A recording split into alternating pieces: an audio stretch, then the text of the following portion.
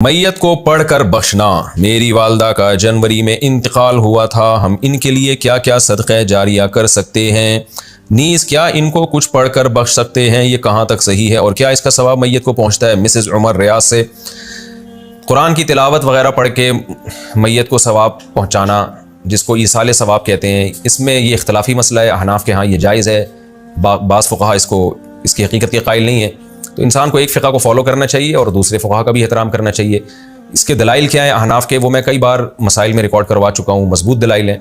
लेकिन इतनी बात तो बहरहाल साबित है कि इत्तिफ़ाक़ी चीज़ क्या है, वो ये है कि पैसों का सदका किया जाए। इसमें तमाम फ़ुक़हा का इत्तिफ़ाक़ है कि इसका सवाब मैयत को, जो भी यानी मोतदबी फ़ुक़हा हैं, जो उनका इत्तिफ़ाक़ है कि अगर आप पैसे सदका करते हैं या कोई कुआँ खुदवा देते हैं या कोई और सदक़ा जारिया का इंतज़ाम करते हैं तो इसका सवाब तो बहरहाल यकीनी पहुँचता है। और हदीस में भी ये चीज़ मनसूस है। नबी सल्लल्लाहु अलैहि वसल्लम से एक सहाबिया ने पूछा मैं अपनी माँ की तरफ से सदका करना चाहती हूँ। अफ़ा अतसद्दक़ु अन्हा इन्न उम्मी तुवफ़ियत अन्नी, मेरी माँ का इंतकाल हो गया है, अफ़ा अतसद्दक़ु अन्हा, क्या मैं उनकी तरफ से सदका करूँ? आपने फरमाया हाँ।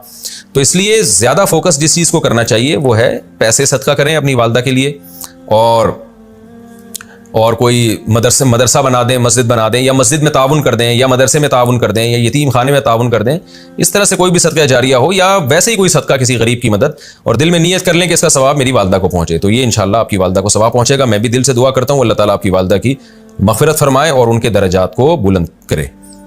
कुरान बख्शने का तरीका क्या है? कुरान मजीद बख्शने का सही तरीका क्या? कहते हैं कि पहले अलहम शरीफ पढ़ेगा, फिर हमदो सना करेगा, फिर तीनों कुल पढ़े, फिर इसके ये कहे कि इसका सवाब हमारे नबी सल्लल्लाहु अलैहि वसल्लम को और इसके बाद हज़रत आदम से लेकर क़यामत तक आने वाले तमाम इंसानों को पहुँचाए, फिर आखिर में जिसके लिए कुरान पढ़ा गया इसका नाम लेकर बख्श दे। क्या ये तरीका सही? आफरीन इंडिया से देखें, कुरान बख्शने का कोई मखसूस तरीका सहाबा से साबित नहीं है। सिर्फ इतना साबित है कि नबी सल्लल्लाहु अलैहि वसल्लम ने सदका करने का हुक्म दिया एक सहाबिया को कि वो अपनी माँ के लिए सदका करें।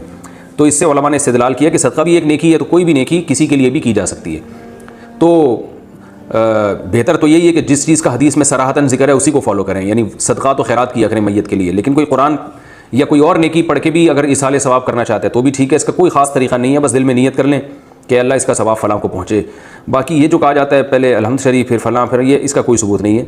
कोई भी नेकी किसी भी तरीके से की जा सकती है और दिल में ये दुआ की जा सकती है अल्लाह इसका सवाब फ़लाँ को पहुँचा दे। रहा ये मसला कि इतने सारों को पहुँचा दे, आदम अलैहिस्सलाम से लेकर फ़लाँ लोगों तक, फिर तमाम पैगम्बरों तक, सहाबा तक, तो ये भी जायज़ है क्योंकि नाजायज़ होने की कोई दलील नहीं है। लेकिन इसमें उलमा की दो राय हैं। बाज़ उलमा ये कहते हैं कि सवाब तकसीम होकर पहुँचता है, तो जितने लोगों को शामिल करेंगे सवाब डिवाइड हो जाएगा। और बाज़ की राय ये नहीं कि तकसीम नहीं होता, बल्कि हर एक को पूरा पूरा पहुँचता है। तो इनमें से किसी भी मसलक पे कोई मजबूत कुरान और सुन्नत से दलील किसी के पास नहीं है। कि अल्लाह की रहमत से उम्मीद की जा सकती है कि अल्लाह सबको सारा ही सवाब पहुँचा दें, अल्लाह चाहें तो डिवाइड करके पहुँचा दें। तो इसलिए कोई ऐसा ख़ास तरीका नहीं है, जिस तरह से चाहें कर लें आप। मेरा जो अपना मामूल है, मैं तो यही करता हूँ कि एक तो सदक़ात व खैरात को फ़ोकस करता हूँ। जो मेरा जो मामूल है कि जो मैयत के लिए जो हदीस में जो चीज़ मनसूस है, जो मुत्तफ़क़ुन अलैह, और अगर कुरान पढ़ के करना चाहें तो दिल में बस इतनी नीयत कि सूरह फातिहा पढ़ी या कोई भी सूरत पढ़ ली, अल्लाह इसका सवाब फ़लाँ को पहुँचे, तो सब तरीके ठीक हैं। जनाजे के सामने कुरान पढ़ने की हकीकत। जनाजे के सामने जो लोग कुरान पढ़ते हैं या सूरह यासीन पढ़ते हैं, क्या ये अमल हदीस से साबित है या बिदअत है? अब्दुस समद साहब ने इंडिया से पूछा है। जनाजे के सामने स्पेशल जनाजे की वजह से कुरान पढ़ना या सूरह यासीन पढ़ना, मेरे इल्म में ऐसी कोई हदीस नहीं है। तो और जब तक जनाजे को नहलाया ना गया हो तो उसके सामने तिलावत करने को फ़ुक़हा ने गलत लिखा है, नाजायज़ लिखा है। तो जब तक जनाजे को नहलाया ना जाए तो फिर नहलाने के बाद आप उसके सामने कुरान पढ़ सकते हैं, लेकिन कोई सुन्नत अमल नहीं है। होता यह है कि जब जनाजे को नहला के लाया जाता है, घर में रखा जाता है, तो जब तक यानी नमाज जनाजा के लिए लोग जमा नहीं होते, मैयत को घर में रखा जाता है, तो इस दौरान उलमा ये कहते हैं कि उसके पास बैठ के कुरान की तिलावत करें। वो इसलिए कहते हैं कि वरना अगर तिलावत नहीं करेंगे तो इधर उधर की फजूल बातें करना शुरू कर देंगे लोग, गीबतें भी शुरू कर देते हैं। अब जनाजा रखा हुआ है तो बेहतर है ना कि अल्लाह को याद किया जाए, अल्लाह का जिक्र किया जाए, आखिरत की याद को ताज़ा किया जाए। तो उलमा इसलिए कहते हैं कि वहाँ बैठ के कुरान पढ़ लो या सूरह इखलास पढ़ लो, सूरह यासीन पढ़ लो, कोई भी सूरत पढ़ लो, ताकि आप फजूल चीज़ों में अपना टाइम बर्बाद ना करें, इस वजह से कहा जाता है। और उसमें फिर जनाजे की मैयत के इसाले सवाब की नीयत भी की जा सकती है, क्योंकि इसमें बहरहाल फ़ुक़हा का इख्तलाफ है कि मैयत के लिए कुरान पढ़ना जायज़ है या नहीं है। और सदक़े के बारे में तो हमें हदीस मिलती है कि आप सल्लल्लाहु अलैहि वसल्लम से सहाबिया ने पूछा अतसद्दक़ु अन्हा, मेरी माँ का इंतकाल हो गया, मैं सदका करूँ? आपने फरमाया हाँ। तो जमहूर उलमा ने इससे इस्तेदलाल किया कि जब सदका भी एक नेकी है तो वो नेकी पहुंचाई जा सकती है मैयत को। तो इसमें एक अलामत बयान की है कि कोई भी नेक अमल पहुंचाया जा सकता है, तो कुरान की तिलावत भी नेक अमल है। बाज़ फुक़हा कहते हैं कि नहीं, सदका तो जायज़ है क्योंकि हदीस में सदक़े का जिक्र है, तिलावत का जिक्र नहीं है, लिहाजा तिलावत जायज़ नहीं। तो इख्तिलाफ़ राय है इसमें। बर्र सग़ीर में चूँकि फ़िक़्ह हनफ़ी को फॉलो किया जाता है, और मेरी राय में फ़िक़्ह हनफ़ी की दलील बहुत मजबूत है, क्योंकि अहादीस में आप सल्लल्लाहु अलैहि वसल्लम ने हमेशा उसूल ये रहा है कि जुज़इये के ज़िमन में कुल्लियात सिखाए जाते हैं।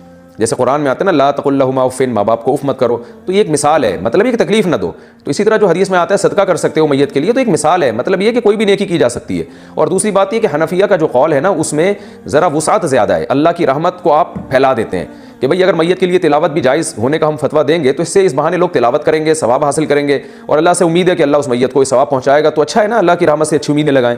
तो वैसे भी शरीयत का मिजाज है कि जिस चीज़ में रहमत वाला अंसर गालिब हो उस कौल पर आपको फतवा देना चाहिए। ये हमारी राय है। अगर कोई इससे इख्तिलाफ़ करता है तो वो उसका अपना मसला है। तो इसलिए जनाजे के पास कुरान पढ़ना अलग से कोई इसकी फजीलत हमारे इल्म में नहीं है हदीस में, लेकिन कहा इसलिए जाता है कि वहाँ बैठ के इधर उधर की बातें करने से बेहतर है कि आप कुरान पढ़ लें। अलबत्ता कुरान ख्वानी मैयत के लिए ये जायज़ नहीं है, क्योंकि कुरान ख्वानी कहते हैं कि लोगों को कुरान पढ़ने के लिए जमा करना। तो कुरान पढ़ने के लिए जो जमा है ना, तो इज्तिमाई अमल के लिए सबूत ज़रूरी है, ये खूब जहन में रखें। जैसे आप अपने तौर पर 2 नफिल कभी भी पढ़ लें, जायज़ है, लेकिन अगर आप लाउड स्पीकर में ऐलान करते हो या कार्ड छपवाते हो या मुनादी कराते हो, आओ मैं इशराक के 2 नवाफिल पढ़ रहा हूँ, तमाम हज़रात से गुजारिश है कि मस्जिद में आ जाएं, अब ये इज्तिमाई अमल बन गया, ये बिदअत हो जाएगा। तो इज्तिमा के लिए आपको दलील की ज़रूरत है।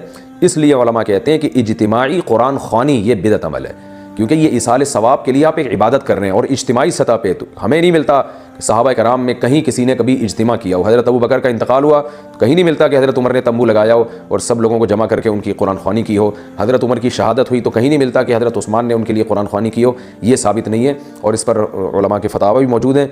अलबत्ता बरकत के लिए कुरान ख्वानी एक अलग चीज़ है। बरकत के लिए यानी मकान दुकान की बरकत में जो कुरान ख्वानी है वो इबादत नहीं है, वो अज़ कबील रुक़िया है, रुक़िया दम, तो उसके लिए सबूत की ज़रूरत नहीं है। लेकिन बहरहाल बाज़ उलमा उसको भी बिदअत इसलिए कहते हैं, बिदअत तो नहीं यानी बिदअत की तायीद का ज़रिया बनती है। तो बाज़ उलमा कहते हैं कि इस ज़माने में बरकत के लिए भी कुरान ख्वानी नहीं करनी चाहिए, बल्कि बरकत के लिए घर के अपने लोग मिलकर कुरान पढ़ लें या नमाज़ पढ़ लें या दुआ मांग लें। लेकिन बहरहाल अगर कोई बरकत के लिए कुरान ख्वानी करवाता भी है तो उसकी बहरहाल गुंजाइश मौजूद है। एहतियात इसी में है कि उसको तर्क किया जाए, क्योंकि लोग इसाले सवाब और बरकत वाली कुरान ख्वानी में फ़र्क महसूस नहीं करते, तो वो दोनों के एक ही समझते हैं, इससे फिर बिदअत की तायीद होती है।